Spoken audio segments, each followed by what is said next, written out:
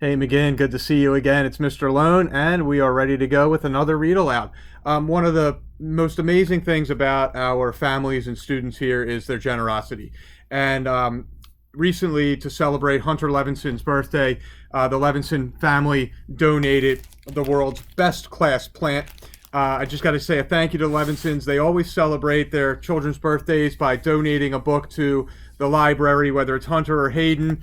We put a little donated by sticker here inside the book to honor them, and we thank you because we love when families share their love of reading, and it means a lot. So thank you to the Levinson family, and let's read The World's Best Class Plant, written by Audrey Vernick and Liz Garton Scanlon. And Audrey Vernick is actually going to be paying a visit to our school at some point in the near future.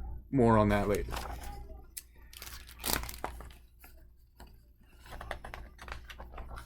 Room 107 has a cockatiel. Room 108 has a chinchilla. Even the art room has a bearded dragon.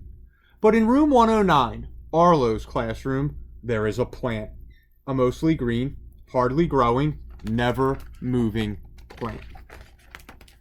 Instead of doing fun class pet stuff, shredding the newspaper bedding, filling the food bowl, cradling the creature carefully and passing it around their morning circle, Arlo's class takes turns watering. Sometimes they forget because it doesn't squeak or whistle or whimper. It's just a plant. Mr. Boring, not his real name, says the plant is more than enough excitement for us. Arlo thinks Mr. Boring doesn't know what excitement means because this plant is about as exciting as a thumbtack, or cornflakes, or the sidewalk.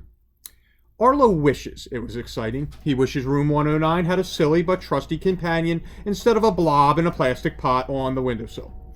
He wishes for someone to hold and whisper secrets to in love. One morning Arlo raises his hand and announces, "We should name our plant." "Yes, Vicious Vine Noodle," says Miriam. "Francisco the Fourth," says Sylvie. "The Green Blobster." Otis barely gets his suggestion out before Mr. Bummer, not his real name, "What about Jerry?" Arlo opens his mouth to protest, but when he looks at the plant, he realizes Mr. Bummer is right. That plant is Jerry. Everyone agrees. Something about naming the blob makes it more exciting. All of room 109 rushes over to sing Jerry's praises and add jobs to the chore chart. Bring Jerry home for the weekend. Sweep up dropped leaves, turn Jerry toward the light. As the days pass, strange things happen. Jerry gets greener and longer and twistier. In fact, Jerry gets so green and long and twisty that he outgrows his plastic pot. Kids come to school bursting with the stuff they've learned. Like, it turns out Jerry is a spider plant, and if you water him too much, you can kill him. And this is unbelievable. Jerry makes little baby Jerrys. They're called spiderettes. You can cut them off and they'll turn into whole new plants. Don't try that with a cockatiel or a chinchilla. One morning when it's Arlo's job to do the misting, he's pretty sure he hears Jerry breathe. No, not breathe, more like whisper. "I know, Jerry," Arlo whispers back. "Everybody likes feeling special." When room 109 asks if they can have a Jerry Appreciation Day, Mr. Patient, not his real name, says yes. Talk about exciting. They plan leafy costumes, green snacks, watering can races. Word spreads, of course. The kids from 107 ask to trade their cockatiel for Jerry. No way. Room 108 wants their chinchilla to meet Jerry. What if the chinchilla eats Jerry? No way. Everyone wants to come to Jerry Appreciation Day. Everyone should get to know Jerry, says Mia, with his fine green leaves and surprising twists, say Sylvie and LeVar. And just his, Arlo reaches his arms out wide. There are no words to express the greatness of Jerry. So Jerry Appreciation Day goes school-wide. It's glorious and spectacular and joyous. But wow, the kids in room 109 are whooped by the end. Jerry really is as much excitement as they can handle.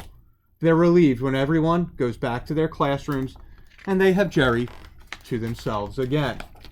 For the rest of the year, they mist and fluff and turn and love their class pet.